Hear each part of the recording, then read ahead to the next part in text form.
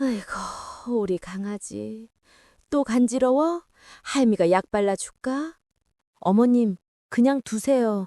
약 발라도 소용없어요.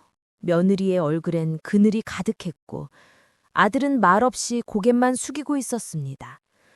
손주 팔에 긁어서 생긴 붉은 상처들을 보니 제 마음에도 생채기가 나는 것 같았지요. 남편 먼저 보내고 시장 자판에서 생선 비린내 맡으며 악착같이 산 세월. 그 모진 세월을 버티게 해준 건 딱 하나. 제 눈에 넣어도 안 아플 외아들 성민이었습니다. 번듯한 대기업에 다니는 아들, 토끼 같은 손주. 이만하면 제 인생 참 성공했다 싶었습니다. 하지만 제 평생의 자랑이었던 아들의 기죽은 얼굴과 끙끙 앓는 손주를 보니 제 성공이란 게 참 부질없게 느껴졌습니다. 아니, 병원은 가봤니? 의사가 뭐라더냐? 아토피래요, 엄마. 의사가 지금 사는 환경이 문제라고 하더라고요. 습하고 낡은 곳 말고 좀 더 쾌적한 곳으로 사는 환경을 바꿔주는 게 제일 좋다고요. 지금 사는 환경이 문제. 그 말이 꼭 제 아들의 무능함을 탓하는 것처럼 들려 제 가슴에 대못을 박았습니다. 내 아들이 못나서가 아니라 이 어미가 가진 게 없어 더 좋은 환경 하나 못 물려준 탓인데 모든 게 제 탓인 것만 같았습니다. 그때였습니다. 마치 제 속을 다 들여다보기라도 한 듯 손주 민준이가 캑캑거리며 마른 기침을 하기 시작했습니다. 또 시작이네. 어머님 밤마다 이래요. 저러다 정말 큰일 날까봐 제가 잠을 못 자요. 며느리의 그 눈빛은 마치 다 당신 탓이라고 말하는 것만 같았습니다. 기침하는 아들을 애처롭게 바라보던 아들 성민은 이내 자신의 두 손을 내려다보며 고개를 떨구더군요. 내가 무능해서 그렇습니다. 엄마, 다 제가 못나서 우리 민준이 제대로 된 환경 하나 못 만들어주는 거 아닙니까?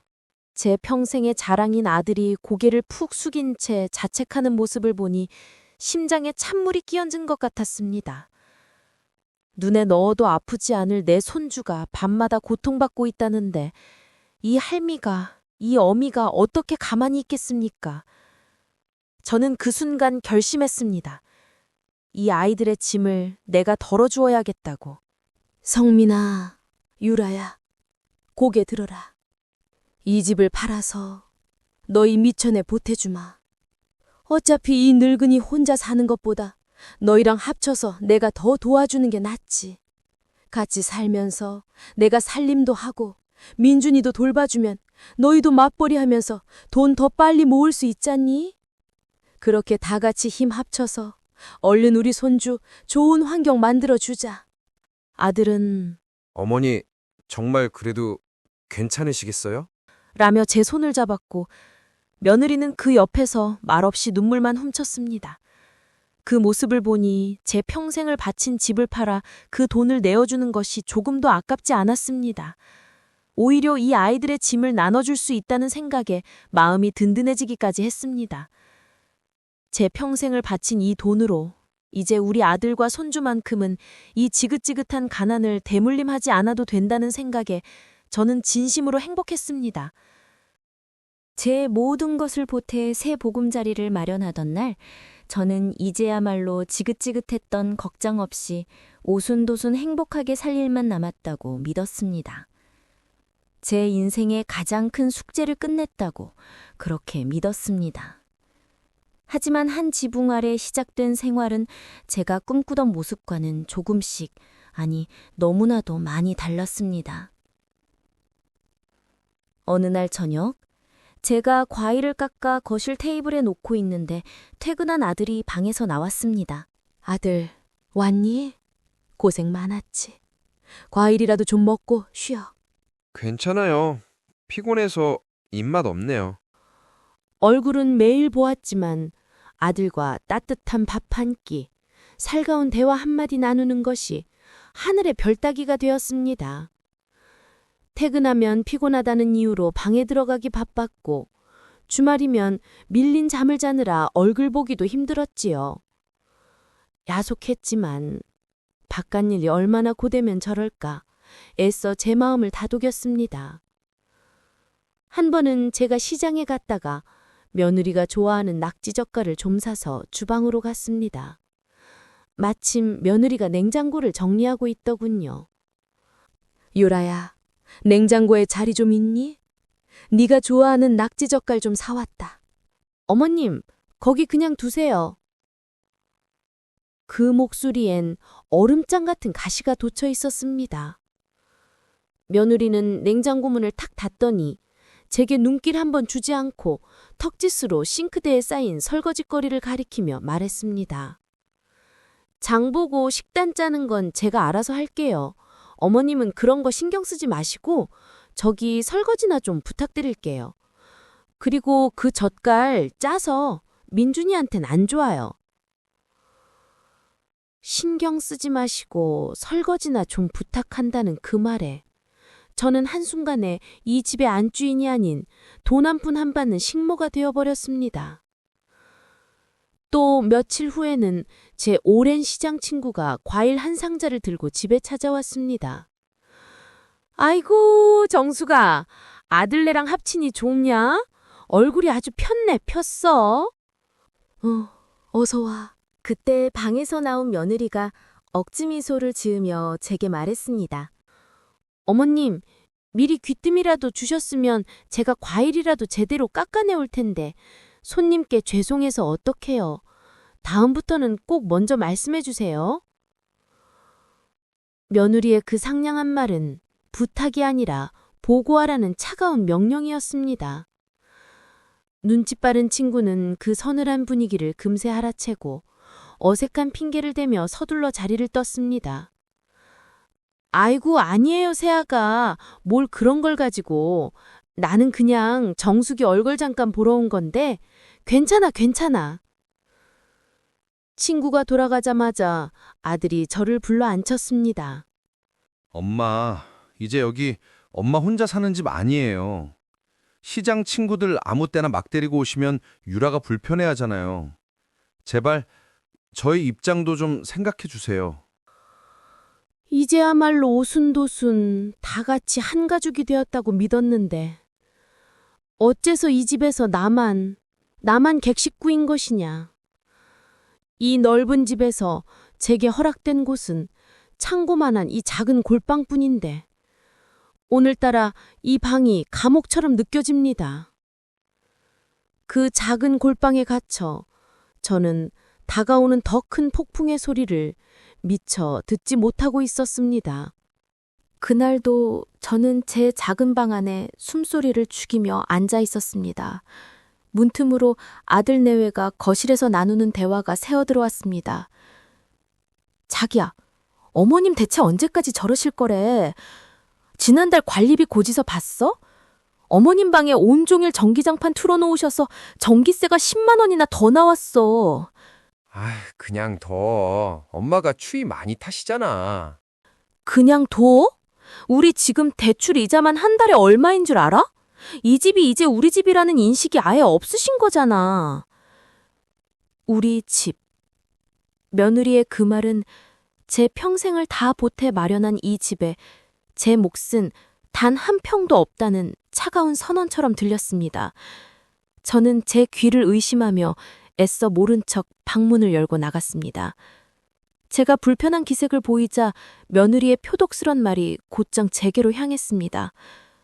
어머님, 마침 잘 나오셨네요. 어머님 때문에 저희가 얼마나 힘든지 좀 아셔야겠어요. 내가 뭘 어쨌다고. 뭘 어째요. 같이 살면서 생활비라도 보태주실 줄 알았는데 전기세 폭탄만 안겨주시고 대체 이 집에 보태주신 게 뭐가 있어요. 기가 막혔습니다. 아픈 손주가 눈에 밟혀 내 손으로, 내 마음으로 전부 내어준 것이었는데 이제와 그 모든 것이 보태준 게 없다는 말 한마디로 부정당하는 순간이었습니다. 아들 매외의 얼굴 위로 제 선의를 함정으로 이용한 탐욕스런 얼굴이 겹쳐 보였습니다. 저는 평생 처음으로 며느리에게 맞서 소리쳤습니다.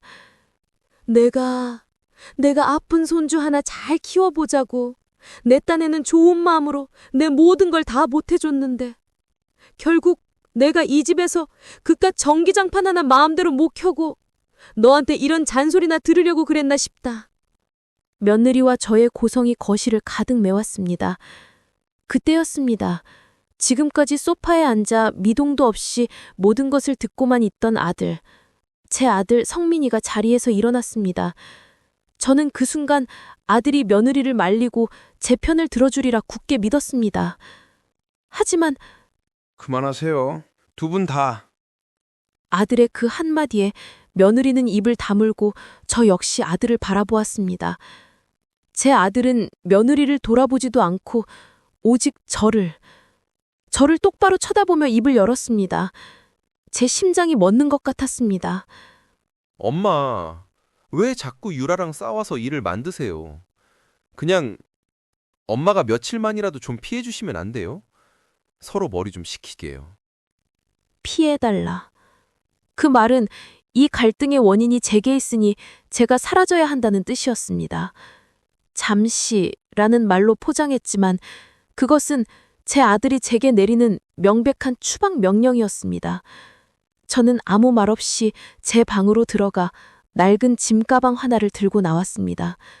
아들도 며느리도 저를 잡지 않았습니다. 차갑게 닫히는 현관문 소리만이 제가 이 집에서 완전히 쫓겨났음을 알려주고 있었습니다. 내 아들이 나를 버렸다.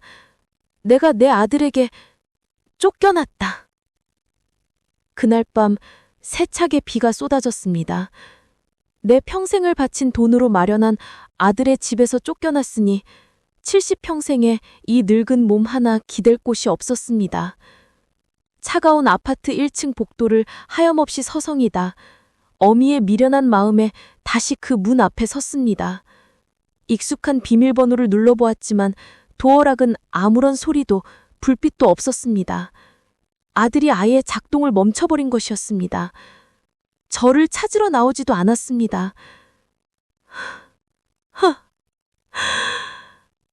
그 차가운 침묵 앞에서 제 세상은 완전히 무너져 내렸습니다.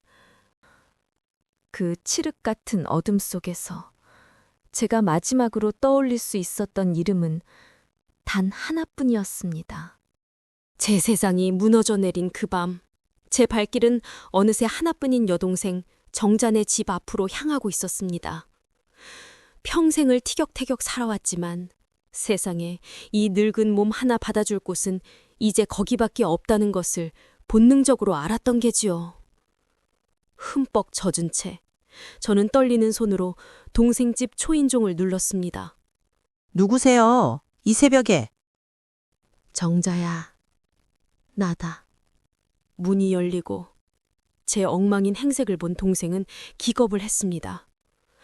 동생이 얼굴을 보자마자 저는 참았던 설움을 터뜨리며 그 자리에 주저앉아 어린애처럼 한참을 울었습니다. 자초지종을 다 들은 동생은 제 등을 두드려 주기는커녕 제 등짝을 후려치며 소리를 질렀습니다. 이 등신 같은 언니야. 내가 그럴 줄 알았다. 내 그럴 줄 알았어.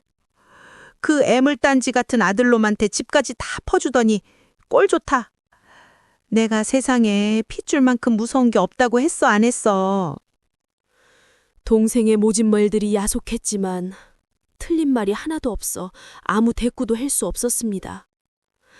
한참을 저에게 욕을 퍼붓던 동생은 에휴 씨, 속 터져 하더니 부엌으로 들어가 뚝딱뚝딱 밥을 차리기 시작했습니다. 곧 김이 모락모락 나는 쌀밥과 구수한 된장찌개를 제 앞에 퉁명스럽게 내려놓았더군요. 일단 먹어. 굶어 죽진 말아야 억울해서라도 살 거 아니야. 따뜻한 밥과 된장찌개 냄새를 맡으니 또다시 눈물이 왈칵 쏟아졌습니다. 그 집에서 눈치 보며 먹던 서러운 밥상과는 비교할 수도 없이 동생이 차려준 이 투박한 밥상이 100배, 1000배는 더 따뜻했습니다. 밥 한 술을 겨우 뜨고 있는데 동생이 휴대폰을 뒤적하며 제게 말했습니다. 언니, 정신 차리고 들어. TV에서 보니까 언니 같은 사람들 도와주는 마을 변호사 제도가 있대. 동사무소 가면 공짜로 상담해 준다니까 내일 당장 내가 언니 끌고 갈 거야. 울고만 있으면 누가 알아줘. 마을 변호사? 생전 처음 들어보는 단어였습니다. 내가 내 자식을 어떻게... 망설이는 제 모습을 보더니 동생이 버럭 소리를 질렀습니다. 정신 차려, 언니.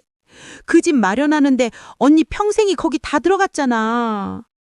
그놈이 사람이면 제 어미를 그렇게 비 오는 날 내쫓아?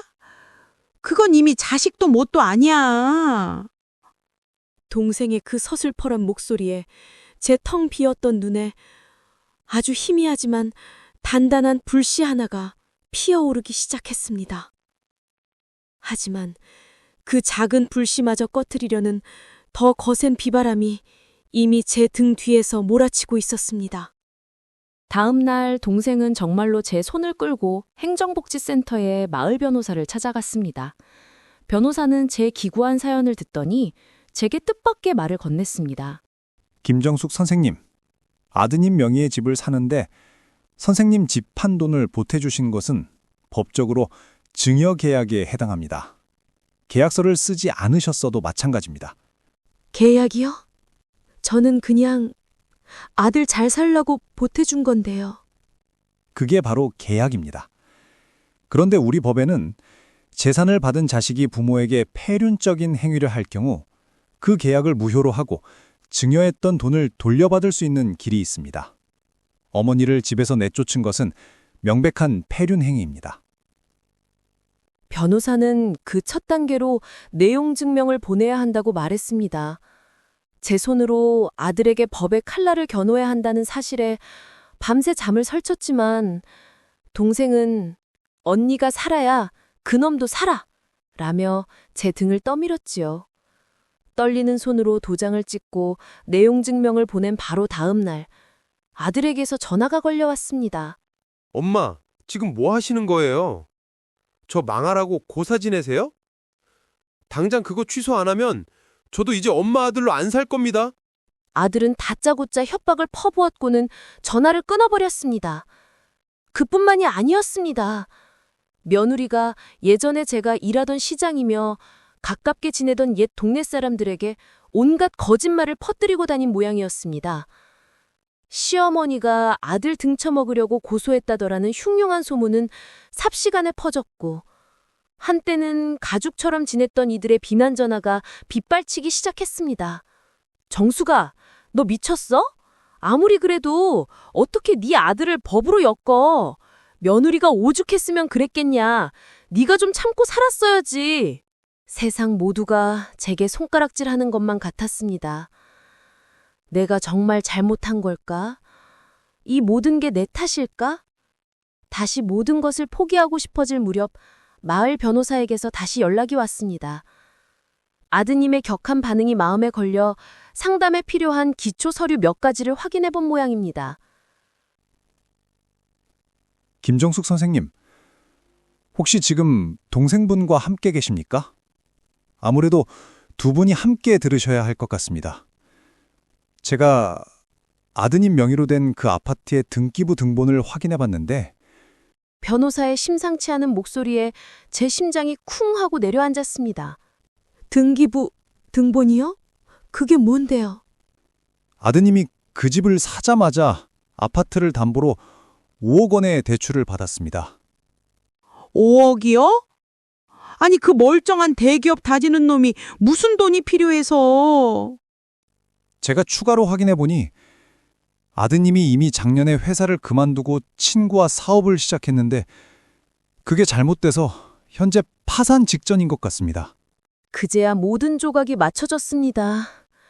번듯한 대기업을 다니는 착실한 아들이라는 제 평생의 믿음마저도 모두 거짓이었던 겁니다. 아픈 손주 앞에서 무능한 아빠인 척 연기했던 것도, 저를 쫓아내면서까지 제 집 한 돈이 필요한 이유도 전부 돈 때문이었습니다. 저를 위한 효심도 아픈 손주에 대한 걱정도 아니었습니다. 그저 자신의 빚더미를 막기 위해 제 평생을 제물로 삼았던 겁니다. 배신감보다 더 큰 슬픔이 산사태처럼 저를 덮쳤습니다. 저는 그 순간 제 아들이 완전히 다른 사람이 되어버렸다고 생각했습니다. 하지만 저는 몰랐습니다. 제가 마주해야 할 아들의 진짜 모습은 아직 남아있었다는 것을요. 아들의 모든 것이 거짓이었다는 사실을 알게 된 그 밤, 저는 한숨도 잘 수 없었습니다. 배신감에 몸서리치다가도 빚더미에 앉아있을 아들 생각에 가슴이 미어졌습니다. 하지만 이 모든 것을 바로잡을 방법은 제가 그 증여한 돈을 되찾는 것밖에 없었습니다. 그 돈으로 빚이라도 갚아주고 남은 돈으로 다시 시작하면 그러면 내 아들도 나도 다시 일어설 수 있을 거라 믿었습니다. 저는 마지막으로 아들과 단판을 짓기 위해 동생이 알아낸 아들의 텅 빈 상가 사무실로 향했습니다. 성민테크라는 간판만 덩그러니 붙어있는 텅 빈 사무실. 안에는 책상과 의자 몇 개뿐 온기는 조금도 느껴지지 않았습니다. 창가에 서서 담배를 피우고 있던 아들 성민은 저를 보자 화들짝 놀라며 담배를 껐습니다. 며칠 사이 아들은 완전히 다른 사람처럼 초췌해져 있었습니다. 어머니, 여긴 어떻게? 앉아라. 저는 더 이상 망설이지 않았습니다. 아들의 가장 아픈 곳을 정면으로 찔러야 했습니다. 그 집 담보로 받은 5억 어디에 썼니? 그걸 어떻게? 그래서 아픈 손주까지 앞세워서 이 어미 돈을 받아내더니 이제는 네 마누라랑 한패가 돼서 이 어미를 길바닥에 내쫓아? 그래야만 했니? 저는 아들의 입에서 잘못했다는 한마디를 듣고 싶었습니다. 엄마, 내가 죽을 죄를 지었다며 용서를 구하길 바랬습니다. 하지만 모든 것을 들켜버린 아들의 마지막 자존심은 사죄가 아닌 비뚤어진 분노로 터져 나왔습니다. 그래서요. 이제 다 아셨으니 속이 시원하세요? 내용 증명까지 보내셨던데 이제 이 아들놈 감옥이라도 보내시게요? 아들의 입에서 나온 말은 사죄가 아닌 비아냥과 원망이었습니다. 성민아, 너 지금 뭐라고? 엄마가 평생 저한테 어떻게 하셨어요? 항상 1등 해라, 좋은 대학 가라, 대기업 가라. 저는 엄마의 자랑거리로 살기 위해 단 한순간도 수만 번 제대로 쉬어본 적 없어요. 그래서 겨우 내 인생 한번 살아보겠다고 발버둥 친 건데 그것마저 망했다고 이제 와서 이렇게 저를 죄인으로 몰아가시는 겁니까? 아들의 입에서 쏟아지는 말들은 제 심장을 갈기갈기 찢는 칼날과도 같았습니다. 아들이 잘되기를 바랬던 제 평생의 소망들이 아들에게는 벗어날 수 없는 무거운 짐이자 감옥이었던 겁니다. 그래서 엄마를 속였니? 네, 속였습니다. 엄마가 실망하실까봐 엄마한테 실패한 아들로 보이기 싫어서 그렇게라도 해야만 제 꼴이 조금이라도 덜 비참해 보일 것 같았어요. 이제 와서 후회한들 뭐합니까? 이미 다 망했는데. 차라리 잘 됐네요. 그렇게 억울하시면 차라리 저를 고소하세요. 그럼 이 지긋지긋한 빚더미에서 벗어나 감옥이라도 편하게 살 수 있겠네요. 차라리 고소하세요. 그 말은 아들이 제게 내민 마지막 이별 통보였습니다. 모자의 연을 완전히 끊어내자는 절규였습니다. 그 순간 제 안에 있던 마지막 희망의 불씨가 완전히 꺼져버렸습니다. 그렇게 모든 것이 끝났다고 생각했던 그 밤, 제 마음속에서는 또 다른 전쟁이 시작되고 있었습니다. 어미의 마음과 배신당한 한 여자의 마음이 벌이는 처절한 전쟁이 말입니다. 아들과의 마지막 만남 이후 제 마음속에 남아있던 마지막 희망마저 산산조각 나버렸습니다. 동생은 당장 소송을 해야 한다며 성화였지만 저는 차마 그러겠다고 대답할 수가 없었습니다. 그저 동생 집 골방에 처박혀 있던 제 낡은 짐가방을 풀었습니다. 이제 정말 이 지긋지긋한 인연을 정리하고 홀로 설 준비를 해야 했습니다. 낡은 옷가지들을 하나씩 꺼내버리는데 가방 맨 밑바닥에서 딱딱한 것이 손에 잡혔습니다. 아들의 첫 대학 등록금을 마련하기 위해 들었던 낡고 빛바랜 적금 통장이었습니다. 시장 좌판에서 손이 얼고 발이 깨져도 매일 1,000원, 2,000원씩 모아부었던 제 젊은 날의 피와 땀이었지요. 무심코 통장을 넘겨보는데 마지막 장에 삐뚤빼뚤하게 적어놓은 제 옛 글씨가 눈에 들어왔습니다. 우리 아들 성민, 꼭 훌륭한 사람 되어라. 세상에서 가장 크게 될 놈. 엄마는 너를 믿는다. 그 글씨를 보는 순간 억지로 붙들고 있던 마지막 이성의 끈이 툭 하고 끊어져 내렸습니다. 꾹꾹 눌러왔던 모든 서름과 아픔, 아들에 대한 원망과 연민이 한꺼번에 터져나왔습니다. 저는 그 낡은 통장을 부여잡고 동생이 놀라 달려올 정도로 목 놓아 울었습니다. 언니, 왜 그래? 무슨 일이야? 정자야, 내가 소송 같은 걸 어떻게 해?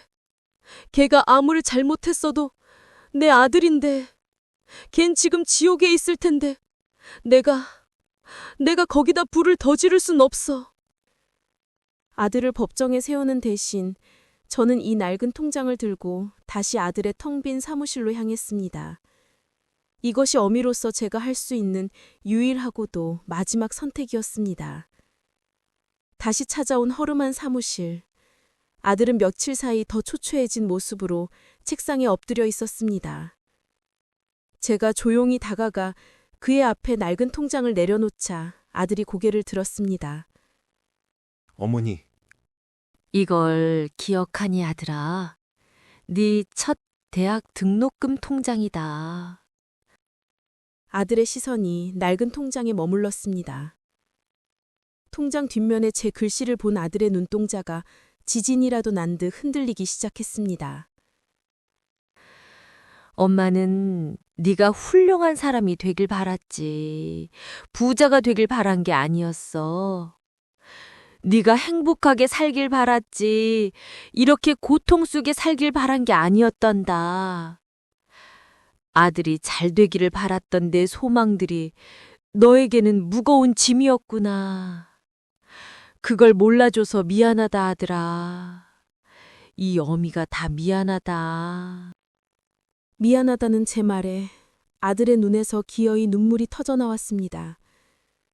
제 아들은 그 자리에 무너져 내리듯 무릎을 꿇고 제 다리를 붙잡고 아이처럼 통곡하기 시작했습니다. 엄마, 제가 잘못했어요. 제가 죽일 놈이에요. 엄마, 미안해요. 정말 미안해요. 차라리 고소하라며 도끼를 품던 아들은 온데간데 없었습니다. 제 앞에는 그저 길을 잃고 상처 입은 제 어린 아들이 울고 있었습니다. 저는 말없이 무릎 꿇은 아들을 끌어안고 등을 토닥여 주었습니다. 누가 먼저랄 것도 없이 우리는 한참을 부둥켜 안고 울었습니다. 돈도, 집도, 배신감도 그 순간만큼은 아무런 의미가 없었습니다. 한참 뒤 아들은 눈물을 그치고 저를 부축해 일으켜 세웠습니다. 그리고는 아무 말 없이 저를 동생 집 앞까지 바래다 주었습니다. 헤어지기 전 아들은 저를 한번 물끄러미 갈아보더니 깊이 고개를 숙이고는 돌아섰습니다. 저는 그 아이의 뒷모습에서 이전과는 다른 무언가 차갑고도 단단한 결심을 읽었습니다. 저는 그 결심이 그저 새 사람이 되겠다는 다짐인 줄로만 알았습니다. 그것이 무엇을 의미하는지 그때 저는 미처 알지 못했습니다. 그날 이후 아들에게서는 아무런 연락이 없었습니다. 속이 까맣게 타들어가던 다음 날, 제게 전화 한 통이 걸려왔습니다. 아들이 아니었습니다. 경찰서였습니다. 김정숙 선생님 되십니까? 아들인 박성미 씨가 어젯밤 저희 경찰서에 자수했습니다. 제 아들은 경찰서에 스스로 찾아가 은행 대출 서류를 위조한 자신의 죄를 먼저 자백했다고 했습니다. 그리고 제가 소송을 원치 않는다는 것을 알면서도 어머니의 선한 마음을 이용한 자신의 죄가 더 무겁다며 그 잘못까지 모두 털어놓았다고 했습니다. 아들의 자수로 모든 법적 절차는 시작되었고 며느리는 남편이 스스로 감옥행을 택하는 것을 보고 나서야 자신들이 쌓아온 모든 것이 신기루였음을 깨달은 듯 말없이 손주를 데리고 친정으로 들어갔습니다. 재판이 열리던 날, 저는 피해자로 그 자리에 서야만 했습니다. 검사는 아들의 죄질이 나쁘다며 엄벌을 요구했고 저는 떨리는 목소리로 아들의 선처를 호소했습니다. 모든 것이 제 불찰입니다. 제 아들에게 마지막 기회를 주십시오. 제 눈물 어린 호소와 아들의 진심 어린 반성 덕분이었을까요? 아들은 다행히 집행유예를 선고받고 사회에 나와 죗값을 치를 기회를 얻었습니다. 그 후 아들은 파산한 사업을 정리하고 남은 빚을 갚기 위해 건설 현장에 나가기 시작했습니다. 그렇게 우리는 각자의 자리에서 각자의 방식으로 무너진 삶을 다시 일으켜 세우고 있었습니다. 아들은 틈만 나면 제가 머무는 동생 집을 찾아왔습니다. 제가 좋아하는 과일이나 간식거리 같은 것들을 사들고 와서는 말없이 식탁 위에 놓고 가기도 하고 제 낡은 신발을 보았는지 다음날 똑같은 신발을 사다 놓고 가기도 했습니다. 예전처럼 살갑게 굴지는 못했지만 그 무뚝뚝한 행동 속에 담긴 진심이 저는 아프게 느껴졌습니다. 어느 날은 아들이 제 앞에 봉투 하나를 내밀었습니다. 열어보니 꾸깃꾸깃한 10,000원짜리 몇 장이 들어 있었습니다. 이게 뭐냐? 용돈이에요, 엄마. 얼마 안 되지만 다음 달엔 더 많이 드릴게요. 예전에 아들이 두툼한 봉투에 넣어주던 용돈과는 비교할 수도 없는 꾸깃꾸깃한 돈 몇 푼이었습니다. 하지만 제게는 아들이 새 삶을 시작하고 처음으로 자신의 땀으로 벌어 건넨 세상 그 어떤 돈보다 무거운 용돈이었습니다. 저는 그 돈을 쓰지 못하고 낡은 통장 사이에 고이 끼워두었습니다. 깨진 그릇은 다시 붙여도 그 틈이 영원히 남는 것처럼 우리 사이에는 보이지 않는 금이 깊이 새겨져 있었습니다. 하지만 그 틈 사이로 아주 조금씩 새로운 무언가가 자라나고 있는지도 모를 일입니다. 그러던 어느 날 동생이 제 손을 덥석 잡았습니다.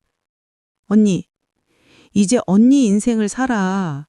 내가 알아봤는데 나라에서 1인당 300만 원씩 배움 지원금을 준대. 국민 내일 배움 카드라고. 이걸로 컴퓨터도 배우고 뭐든 해봐. 동생의 손에 이끌려 찾아간 행정복지센터. 그곳에서 저는 제 이름 석자 김정숙을 또박또박 적어 신청서를 냈습니다. 아들은 여전히 제 아들이고 손주는 눈에 넣어도 아프지 않는 내 새끼입니다. 그 사실은 변하지 않을 겁니다. 하지만 이제 저는 그들만의 엄마, 그들만의 할머니가 아닌 김정숙으로 살아보기로 했습니다. 제 인생의 이막은 이렇게 다시 시작되고 있었습니다.